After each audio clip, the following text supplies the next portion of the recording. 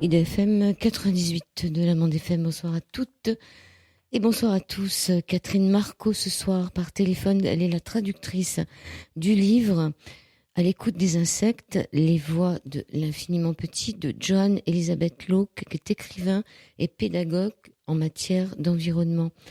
Dans ce livre passionnant, Johann Locke nous présente tout un univers de beauté, d'habileté, de communication, un monde où le génie de l'adaptation dépasse de très loin tout ce que nous, les humains, serons jamais capables d'accomplir.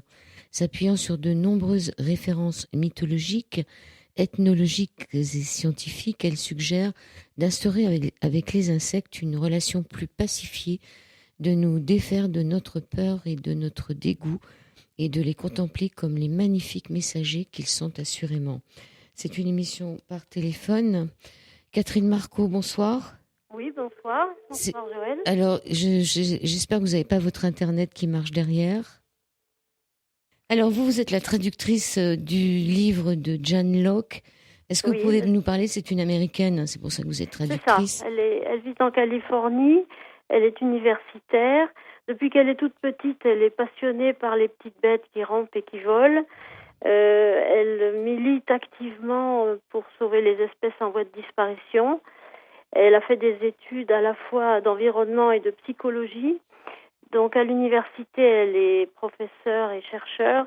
Et son thème de prédilection, c'est le pouvoir de transformation que la rencontre avec les espèces différentes peut avoir sur la psyché humaine. Elle dit qu'on est forcément gagnant à rencontrer d'autres espèces, et en particulier des espèces animales, que c'est un vrai facteur de progrès pour l'être humain.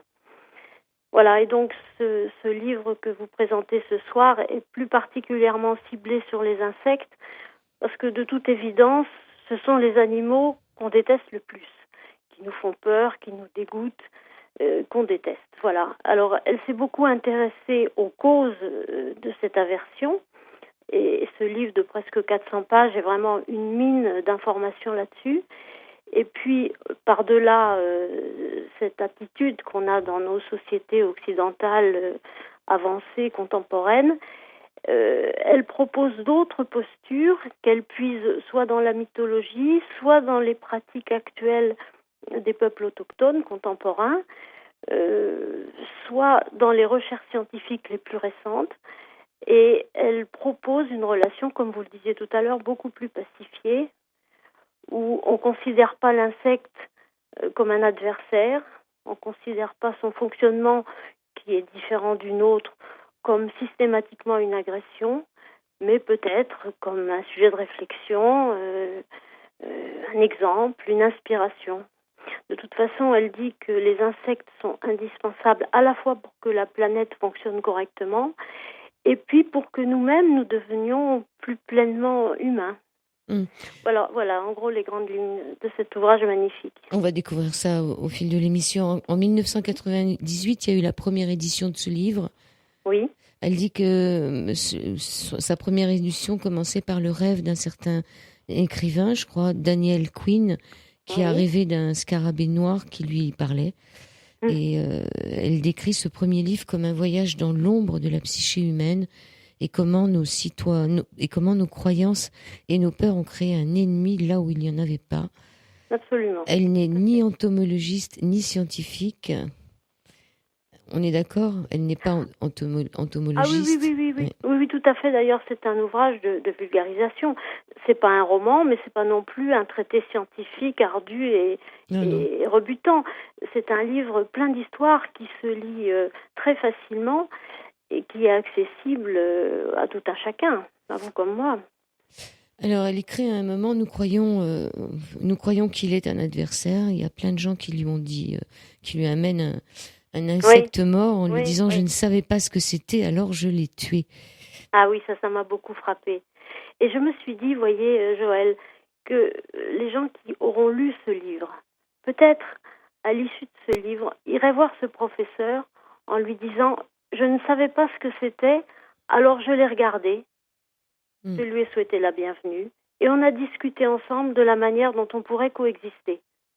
Donc voilà son alternative. Au lieu de dire je l'ai tué parce que je ne sais pas et que ça me fait peur, Et je regarde, j'écoute, j'observe, je m'interroge, je me remets peut-être en question et je m'ouvre. Et elle dit d'ailleurs que si on était beaucoup plus tolérant avec les insectes, on serait beaucoup plus tolérant entre nous. Elle dit que les insectes sont de merveilleux professeurs pour nous apprendre à mieux vivre entre humains, à être plus tolérants, oui.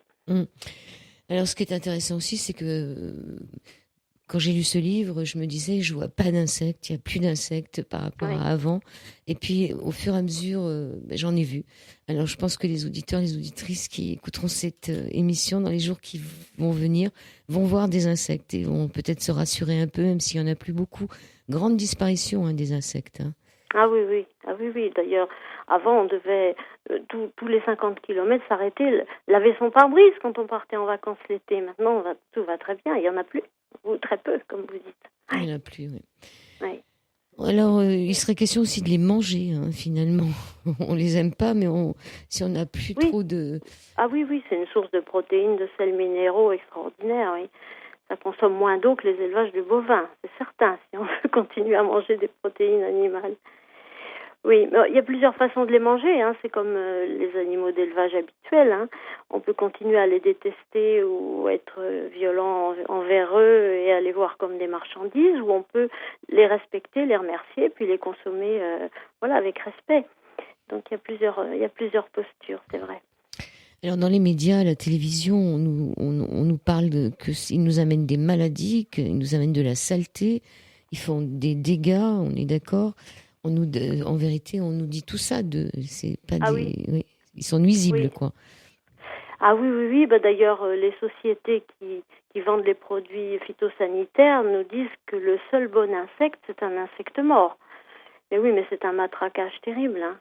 Donc elle explique bien en quoi ces grandes sociétés qui font de l'argent en tuant les insectes ont tout intérêt à nous matraquer avec une publicité mensongère.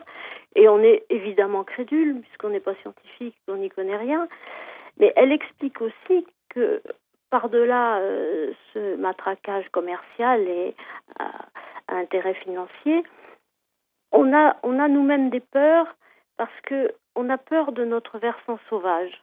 On a en nous, dans notre psyché, dit-elle, un versant sauvage qui nous inquiète et qui nous fait peur. Et donc, en tuant ce qui est sauvage dans la nature autour de nous, à l'extérieur, on se rassure un peu.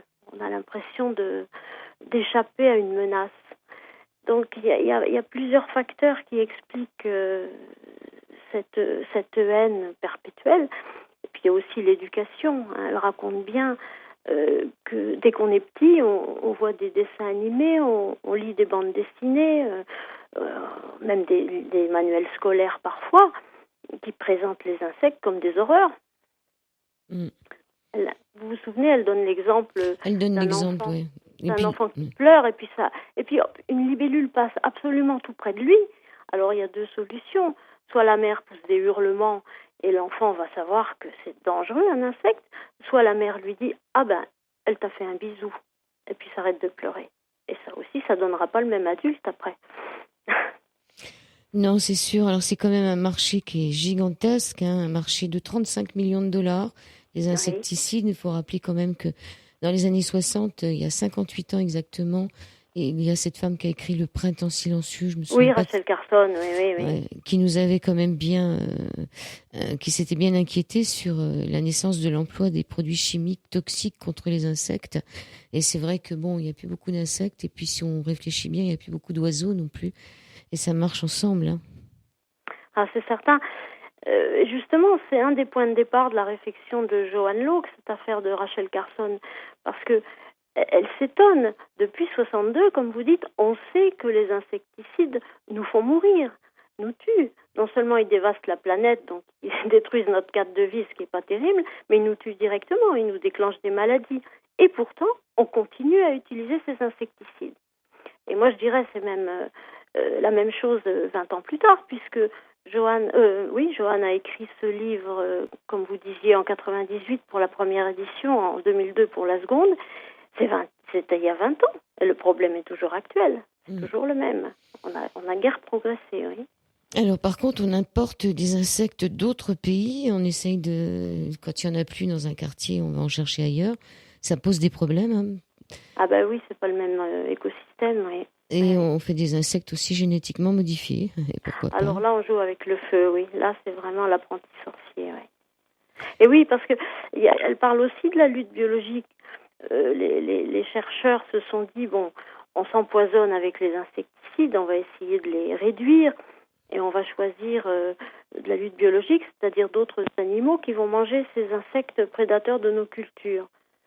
Mais c'est pas une attitude plus bienveillante envers les insectes. On n'a pas changé de posture. Simplement, on essaye de les tuer sans mourir par la même occasion. Mais elle propose, elle, un changement radical de comportement et de vision par rapport à eux, qui va plus loin. Alors, soit on tue les monstres, hein, soit ils seront vainqueurs, c'est ça? Ah oui. Est-ce qu'il y a une troisième Oui. possibilité? Mais oui, c'est ça. Elle s'étonne de cette manière très dichotomique de se positionner face à la nature. Il y a forcément un perdant, il y a forcément un gagnant. Donc si on tue pas l'insecte, c'est forcément lui qui va nous tuer. Mais qu'est-ce que c'est que cette façon de voir la nature? C'est très récent et c'est très étrange. Il y a beaucoup d'autres cultures qui considéraient les insectes comme leurs parents, comme leurs alliés, euh, comme, comme leurs comparses, en tout cas comme des êtres qui avaient autant le droit de vivre qu'eux. C'est sûr, surtout qu'ils sont sur Terre depuis 400 millions d'années, mais ils n'ont dû que récemment s'adapter aux routes, aux voitures, aux paysages modifiés. Il Oui. faut pas oublier qu'il n'y a que l'homme sur Terre pour dévaster comme ça tout. Donc, il faut qu'ils s'adaptent. Et je pense qu'ils seront là après nous, hein, puisqu'on sait qu'après Hiroshima, il y a encore des insectes qui étaient vivants. Ils ont une carapace plus solide. Donc, ils étaient là avant nous. Et si on fait trop de bêtises, ils seront là après nous. Ah oui, oui, oui. Ben, c'est l'homme qui est en danger, hein. Bon, c'est vrai qu'ils disparaissent aussi, mais globalement, la Terre s'en débrouillera toujours. Elle va trouver des façons. Mais nous, pas forcément. Et puis à être constamment en guerre, quel genre de vie est-ce qu'on a, quoi? C'est quand même vraiment, vraiment bizarre de considérer que tout ce qui nous environne, d'abord, c'est inférieur à nous. Ça nous appartient, on a le droit de les régenter comme on veut. Et puis, et- et- oui, c'est vraiment étrange, quoi. Il y a une notion qui est évoquée dans le livre qui s'appelle l'écologie profonde. Alors l'écologie, ça a toujours été la science de voir des relations, hein, mais plutôt biologiques, entre toutes les espèces. L'écologie profonde, elle y ajoute un versant un peu plus spirituel, où elle explique que toutes les espèces animales, végétales, même minérales, sont dotées de conscience et que sont tous nos parents et qu'on est dans un grand réseau et qu'on ne peut pas se dissocier du reste de la vie. Sinon, on mène pas une vie complète, quoi. Pas seulement au plan physique, mais aussi au plan affectif, intellectuel, spirituel. Et tant qu'on refuse dans nos sociétés de consommation euh, d'aborder les autres espèces comme des partenaires égaux ou même inspirants, eh ben, on va à la perte. On a une vie triste. On a peur tout le temps. Et puis, on fait des dégâts considérables. Alors, c'est quoi la biophilie? La biophilie. Alors, la biophilie, c'est un concept qui date de 1984. Hein, c'est un certain Edward Wilson, qui était spécialiste des fourmis, qui a inventé ce terme pour parler de notre capacité innée à aimer toute forme de vie. Et il affirme bien, lui, que la relation aux autres espèces contribue à notre santé mentale. Et que si on supprime le sauvage autour de nous, on se prive de notre part sauvage à l'intérieur. Et qu'on ne peut pas être complètement épanoui. Voilà, donc ça, c'est une autre posture, hein, c'est sûr. C'est une ouverture pleine d'espoir. C'est encore peu connu. Alors, après tout, c'est peut-être ces espèces qui insistent pour partager nos espaces de vie, celles qui supportent notre mauvaise volonté la plus exacerbée.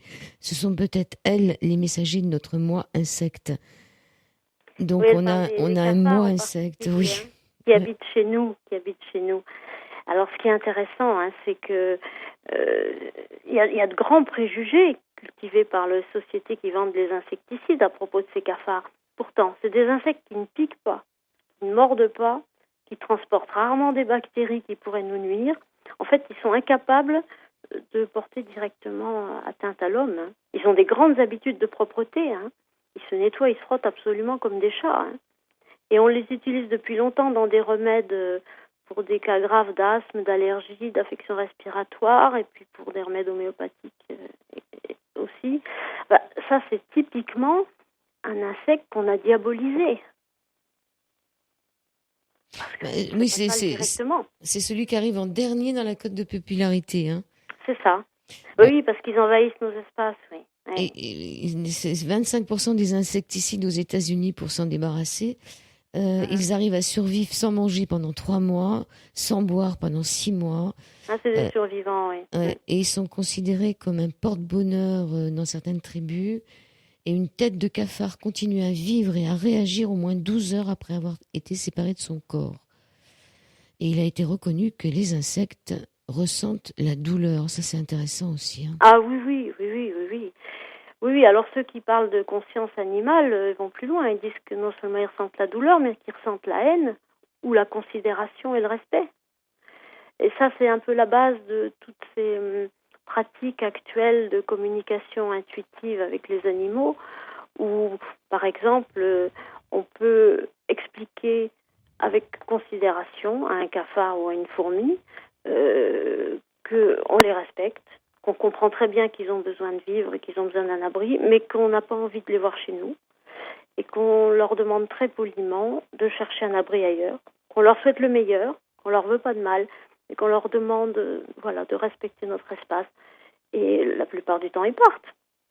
Ça, c'est des choses passionnantes, hein, c'est des axes de recherche. Oui, faut discuter. On n'est pas obligé de leur parler, on peut leur simplement y penser. Hein.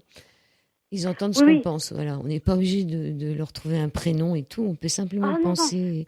Non, mais l'important, c'est de se mettre aussi à leur place, parce que souvent, les gens disent « Ah oui, mais moi, j'ai causé à ces guêpes. Hein. Je leur ai dit, fichez le camp. Hein. » Oui, mais un dialogue, c'est pas ça. C'est aussi se mettre à la place de l'autre, qu'il soit humain ou non humain, et comprendre qu'il a des besoins, respecter ses besoins, essayer de trouver un terrain d'entente où les deux trouvent leur compte.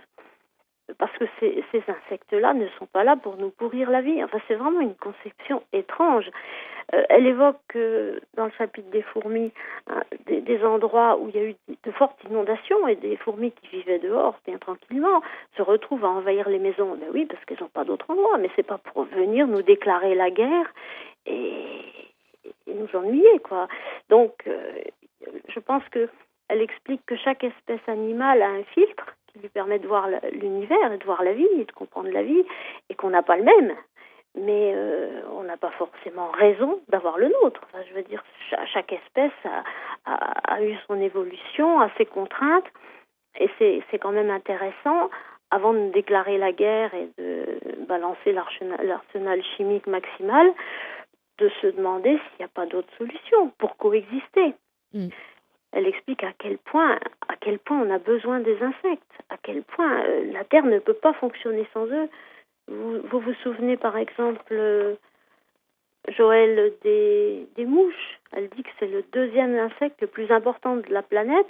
Et on l'abordera dans la deuxième partie. On fait une pause, d'accord ? On va aller manger la lune avec Bratch. On se retrouve tout de suite. À tout de suite. Deuxième partie de C'est au-delà du miroir sur l'antenne d'IDFM avec le livre de John Anne-Elisabeth Locke, et nous sommes avec Catherine Marco. Les insectes sont des guides et des messagers, et pourquoi pas des envoyés de nos ancêtres. Insectes, ça rime, spirituels. Ils étaient invoqués par les guerriers en tant que papillons ou les tisserands, araignées. Oui. Oui, ils ont de nombreuses qualités. Ils ont de nombreuses qualités qui ont souvent inspiré certains peuples ou certains métiers, tout à fait. Puis ils ont des communautés extraordinaires de solidarité, hein, les fourmis, les abeilles. C'est des animaux extrêmement courageux. On a de quoi s'inspirer, oui.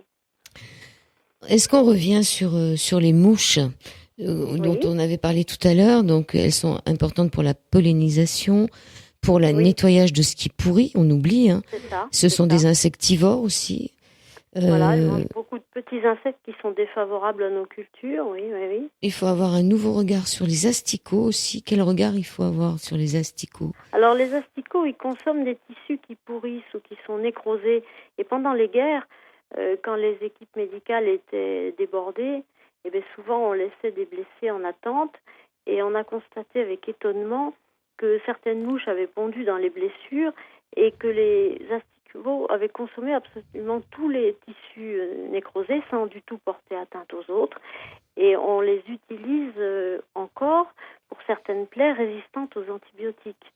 C'est quand même un sujet d'actualité, les bactéries résistantes aux antibiotiques. Mm.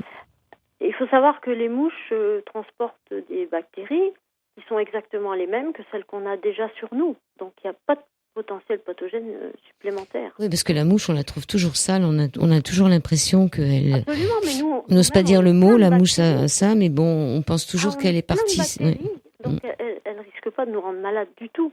Par contre, on ne pourrait pas vivre dans un monde où les mouches n'auraient pas leur rôle de décomposition de charogne. Là, on ne pourrait pas respirer les roses. Alors parlez-nous de la grande mouche, celle qui conseille en s'asseyant sur ou derrière l'oreille d'une personne. Ah oui, oui, oui, mais est-ce que nos contemporains sont prêts à entendre ce genre de choses? Si, ce soir on peut tous C'est dire. Joanne, c'est qu'elle explique que l'imaginaire de nos enfants est bourré euh, de rapports de force, où c'est toujours le plus fort qui gagne, alors que l'imaginaire des enfants de nos ancêtres ou des tribus autochtones actuelles sont ensemencés de récits où c'est grâce à un moustique, c'est grâce à une mouche, c'est grâce à un scarabée que telle personne s'en sort. Et du coup, on les voit dès qu'on est petit comme des alliés, quoi. Ça, c'est très important de changer l'imaginaire de nos jeunes générations pour qu'elles puissent, adultes, adopter des comportements différents. Et puis oui, c'est important de se poser la question de savoir, mais qui décide, qui doit décider de ce qui doit ou ne doit pas mourir. Ah oui. Ça, pourquoi on se permet de décider. Alors, dans ce genre de cadeau que nous font les vers pour nous nettoyer, il y avait aussi le cadeau du parasite de cet homme qui avait un problème au foie au Brésil, là. Et il contracte un parasite qui pond ses œufs dans son foie, déclenchant une pathologie majeure. Il rentre chez lui par avion et on lui annonce qu'il n'a plus qu'une semaine à vivre. Il ne meurt pas mais reste gravement malade pendant 1 an. Vous vous rappelez de cette histoire? Oui, oui, oui. Ça change complètement sa façon de voir le monde.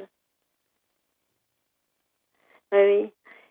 Et il y a une histoire que j'aime beaucoup dans son livre, une histoire zen. Mais il s'en sort, hein, on précise qu'il s'en sort quand même. Non seulement il s'en sort, mais il devient beaucoup plus vaste. Il a la vision bien plus large que ce qu'il avait avant. Il sort de ses œillères.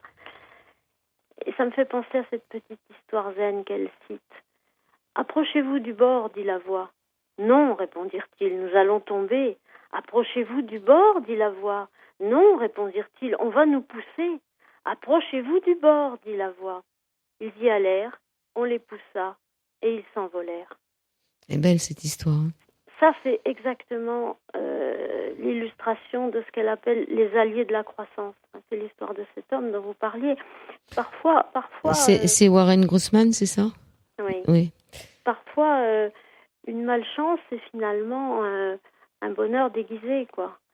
Donc, on peut avoir les insectes peuvent nous réserver de mauvaises surprises et au fond, nous faire des bonds en avant. En termes de tolérance, de croissance intérieure. C'est un petit peu difficile d'expliquer ça en 2 minutes, mais ce livre est absolument passionnant, explique ça très bien et vous allez tout à fait saisir ce qu'on évoque ce soir avec Joël. Alors les insectes, ils peuvent nous surprendre, ils peuvent nous mordre, ils peuvent nous piquer, mais c'est pas forcément négatif une piqûre ou une morsure. Hein. C'est peut-être pour transmettre aux humains. On a beaucoup de mal à l'accepter dans notre société parce qu'on ne veut que du confort. Et ce qui est désagréable est tout à fait insupportable.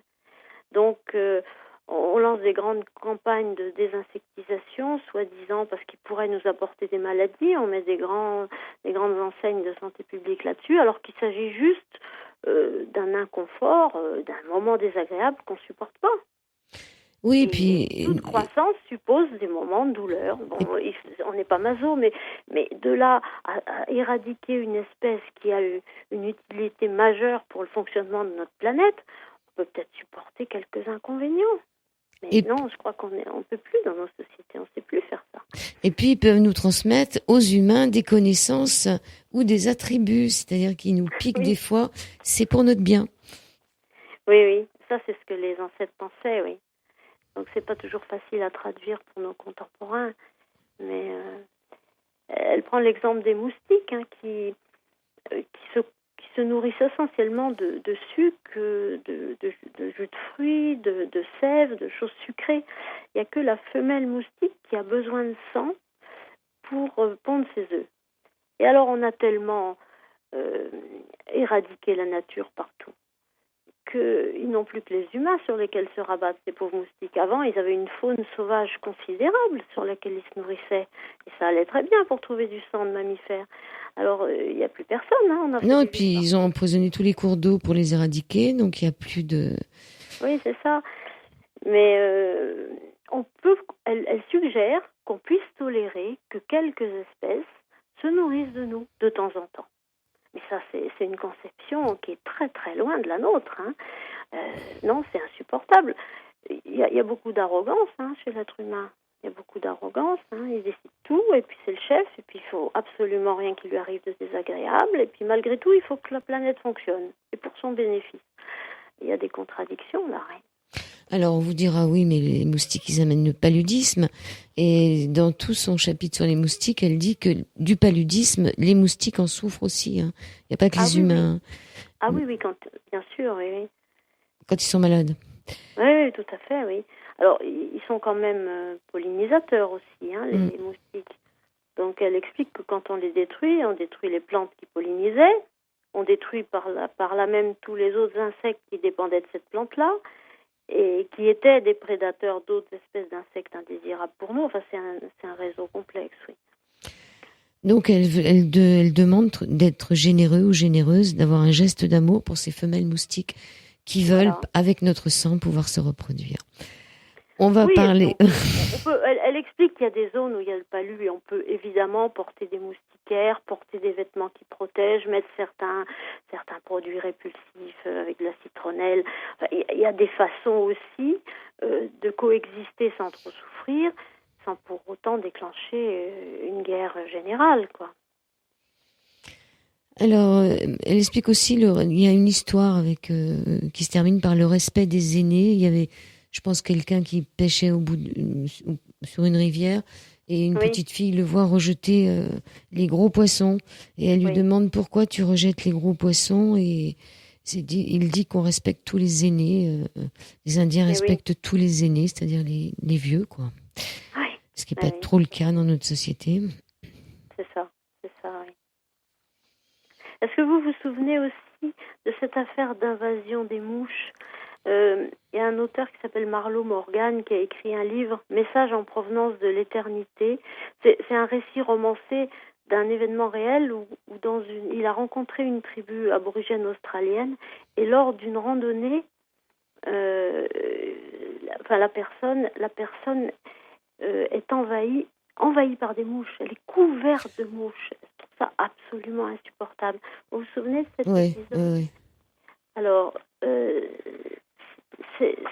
si vous avez une seconde, je vous lis ce petit paragraphe qui est une merveille.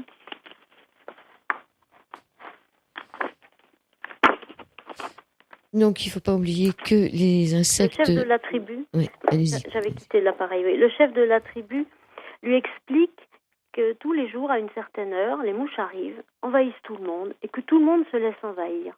Il explique pourquoi.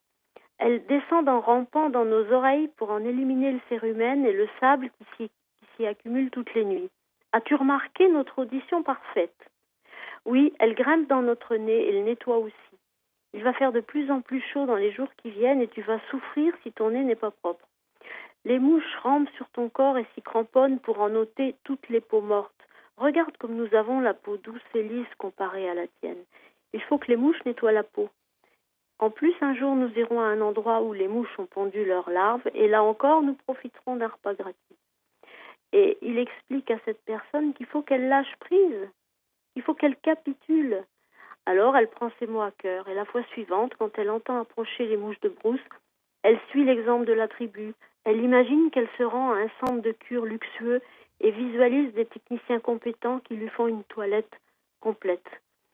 Au départ des mouches, elle sort de ce voyage mental et comprend que la capitulation était bien la réaction appropriée.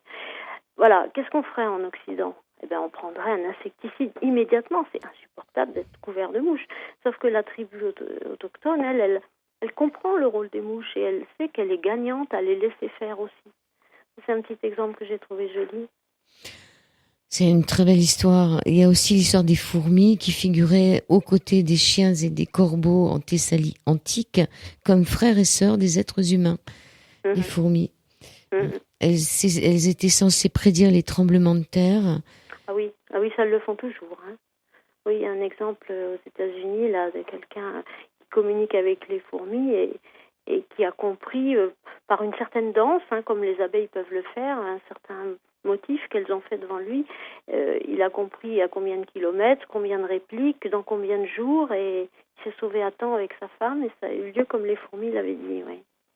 Mais on pourrait collaborer. Le problème, c'est qu'on n'a jamais cette idée-là. C'est tout petit, donc ça doit être impuissant, ça doit être insignifiant, donc on peut l'écraser. C'est tout petit, mais ça nous fait peur. Oui, aussi. C'est nombreux. C'est des colonies de fourmis. Alors, reconnaître que les insectes sont des êtres spirituels, au fil de la lecture de ce livre, on ne peut pas faire autrement.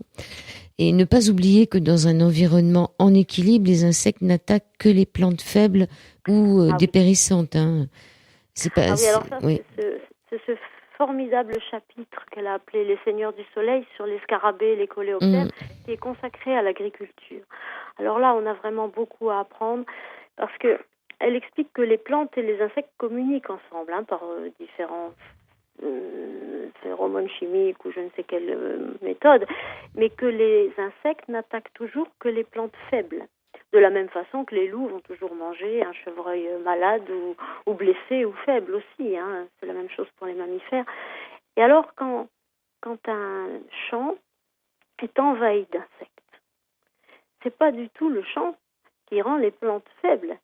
L'insecte, c'est pas du tout l'insecte qui rend les plantes faibles, c'est l'insecte qui révèle le symptôme. C'est-à-dire que la cause n'est pas du tout dans l'invasion d'insectes. La cause est avant. Et l'agriculteur qui s'acharne sur l'insecte n'a pas compris que c'est sa plante faible le problème. C'est pas du tout l'insecte.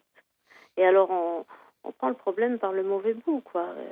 Du coup, on met des insecticides qui vont aussi tuer les prédateurs de ces insectes. Vous parlez des oiseaux tout à l'heure ou d'autres. Hein.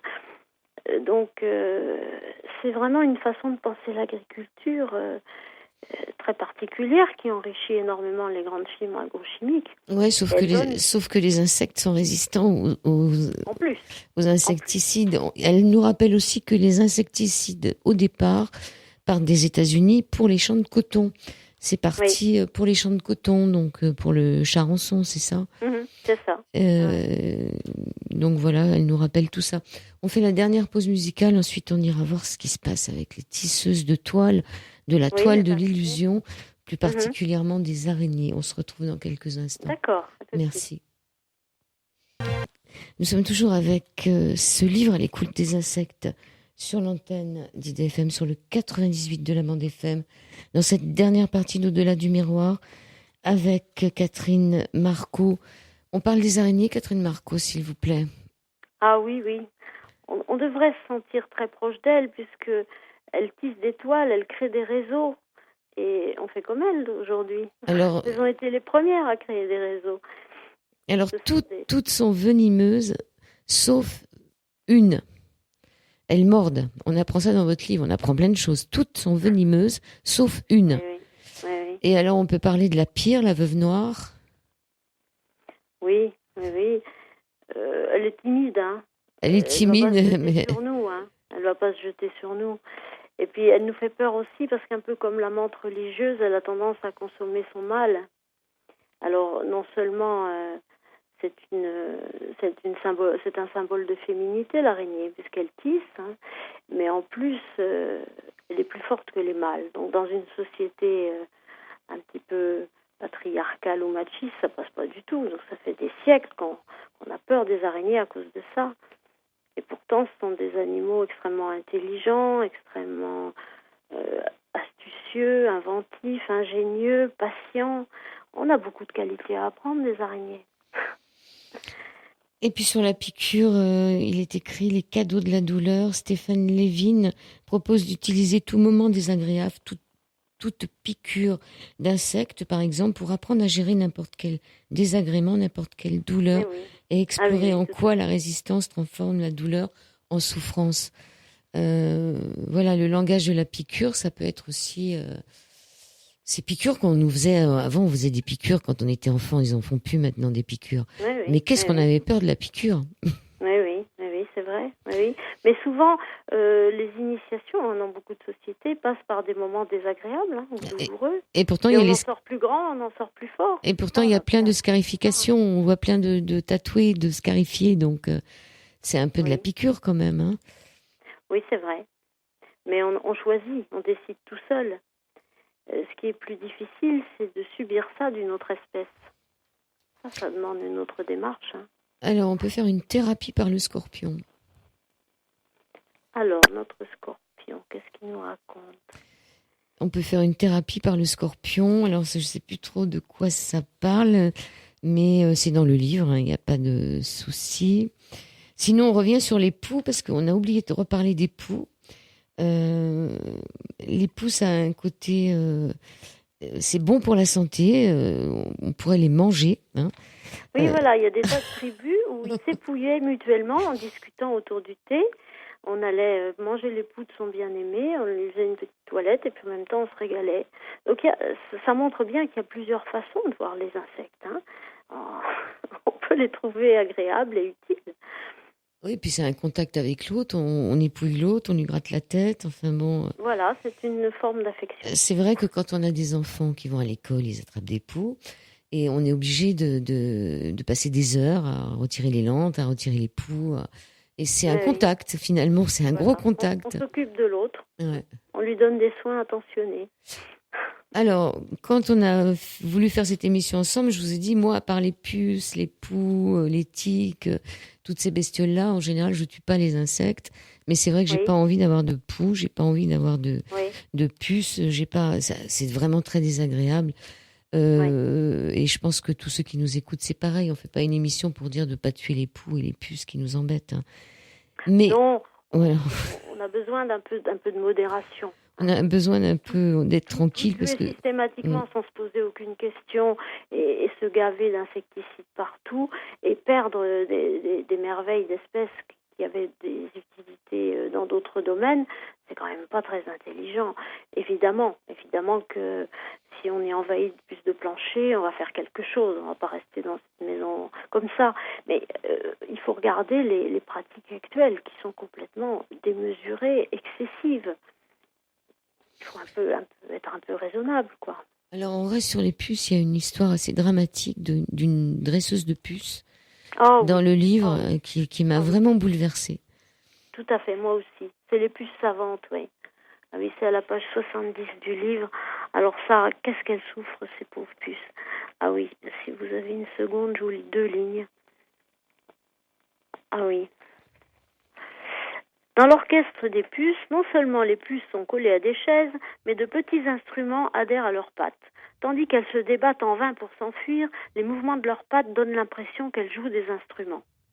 Dans un autre numéro, 2 puces aux vêtements de cérémonie fixés à leur corps sont ensuite collées ensemble dos à dos.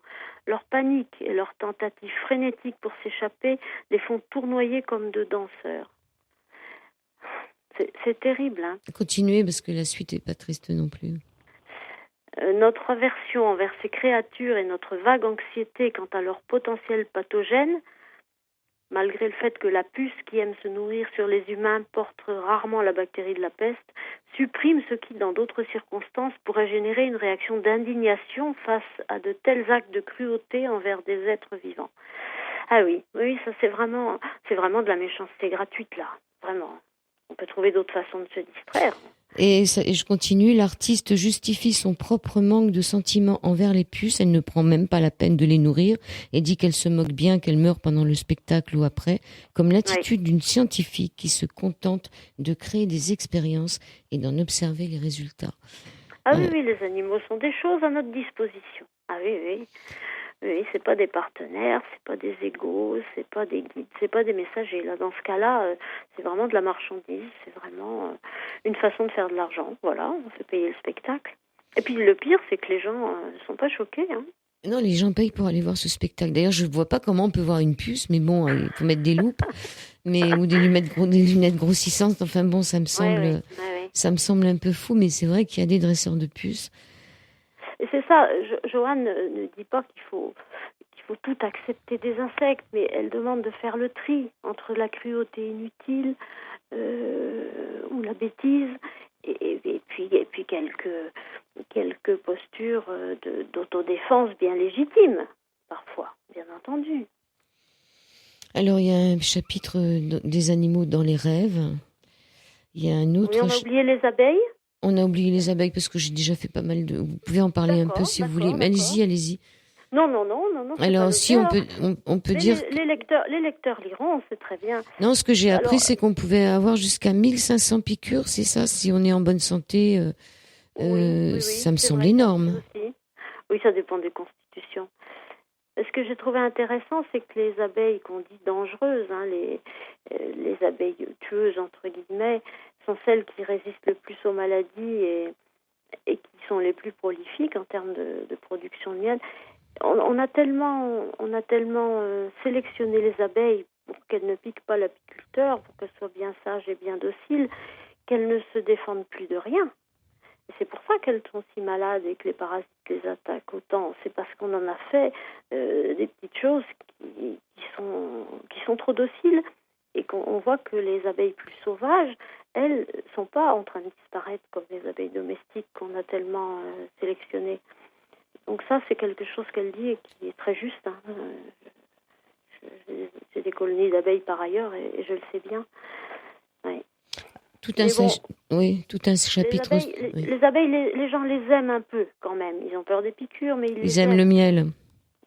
Oui, et puis ils savent qu'elles pollinisent. Et puis il y a tout un courant qui les valorise, qui les soutient. Donc je pense que ce livre est plus utile sur les autres insectes dont vraiment on a peur, qui nous dégoûtent et qui nous font peur. Alors vous parliez des rêves d'insectes. Et des papillons, on n'a pas parlé des papillons. Il y a tout un chapitre sur la nation des peuples ailés, les papillons, hein, c'est clair. Il y en a de moins en moins, mais il y en a eu quelques-uns. À chaque fois que j'en ai vu un, j'étais contente. Je me dis, il y en a encore quelques-uns. Papillons. Alors, les peuples qui voyaient des guides dans les insectes aimaient beaucoup les papillons parce que c'est des métaphores de croissance et de transformation, avec leur chrysalide. Donc, ils ont des choses à nous apprendre sur la capacité à devenir autre que ce qu'on est, à devenir plus grand que ce qu'on est, à devenir meilleur que ce qu'on est. Et c'est ce qu'ils font, eux, dans leur vie, quotidiennement. Donc, vous voyez, c'est une façon de regarder les papillons qui n'est pas que de la biologie. Ce n'est pas que l'approche par l'écosystème, qui est aussi la transformation personnelle que ces insectes-là peuvent nous suggérer, quoi. Donc, il y a un chapitre sur les animaux dans les rêves, sur les animaux de pouvoir, et surtout sur sachons affronter l'ombre, parce que l'intérêt, c'est de savoir pourquoi on en a si peur. Oui. C'est ce côté sauvage, c'est ce côté... qu'on ne maîtrise pas, que notre cerveau bien rationnel d'occidental n'arrive pas à contrôler et qui donc nous fait si peur, oui. Oui, c'est quelqu'un qui a beaucoup étudié la psyché humaine, Joanne Locke, et ça fait partie de ses thèmes de recherche, oui. C'est un peu difficile de résumer ce genre de chapitre en quelques minutes. Je crois que c'est vraiment intéressant que les lecteurs s'y penchent. Les insectes sont des anges, c'est le dernier... C'est ça. C'est ce qu'elle dit, oui. C'est le dernier chapitre. Quand on rêve d'insectes, on a souvent des messages importants pour notre vie. Oui. Le dernier, c'est la menthe religieuse. Oui, et alors la fin, c'est le post-scriptum. Vous voulez le lire ou je le lis? Peut-être qu'on peut expliquer en 2 minutes avant pourquoi le dernier chapitre, c'est la menthe religieuse. Est-ce qu'on a le temps encore? Allez-y, il nous reste quelques minutes. Oui. Et c'est la couverture du livre aussi. Voilà, parce que le livre américain s'appelle The Voice of the Infinite in the Small. Ça veut dire la voix de l'infini dans l'infiniment petit. Et elle a une photographie où une menthe religieuse se pose sur son doigt. Voilà, c'est ça qui illustre la couverture américaine. Elle s'est beaucoup appuyée sur les travaux d'un Britannique qui s'appelait Lawrence van der Post et qui a travaillé, qui a étudié les Boshiman en Afrique australe, une tribu qui considérait que la menthe religieuse, c'était l'expression du divin sur Terre. C'est ça, c'était donc la voix du divin dans l'infiniment petit, dans un insecte. Et c'était très important pour elle de parler de cet insecte-là qui a beaucoup de qualités, qu'on n'aime pas non plus parce que la femelle mange souvent le mâle, mais qui est un guerrier intrépide. C'est un insecte qui recule jamais, qui a peur de rien. C'est un insecte qui a inspiré beaucoup de peuplades. Alors je vous laisse lire la dernière phrase. Oui, c'est le post-scriptum. Le matin où j'ai envoyé des copies du manuscrit original à quelques éditeurs pour qu'ils en prennent connaissance, une grosse menthe religieuse s'est présentée à ma porte. J'ai tendu la main vers elle, elle a alors passé la porte et s'est avancée sur ma main. Je l'ai photographiée, consciente de la signification de sa visite ce matin-là et sachant que mon livre allait voyager sous l'égide de la menthe. La couverture du livre porte cette photo. C'est vrai qu'elle discute avec les insectes. Alors, à l'écoute des insectes, c'est publié au Souffle d'Or. Oui. Et Joanne Elisabeth Locke, on n'a pas d'interview en français d'elle. Hein. Elle vient pas en France. Elle est très américaine. Elle parle pas français. Oui. Alors, c'est le Souffle d'Or qui a édité ce livre. Quand je leur ai proposé, ils étaient enchantés parce qu'ils avaient justement le projet de créer une nouvelle collection spécialement dédiée à la relation entre l'être humain et l'animal. Et ils ont trouvé que c'était tout à fait formidable que ça commence par les insectes, qui sont les animaux les moins aimés.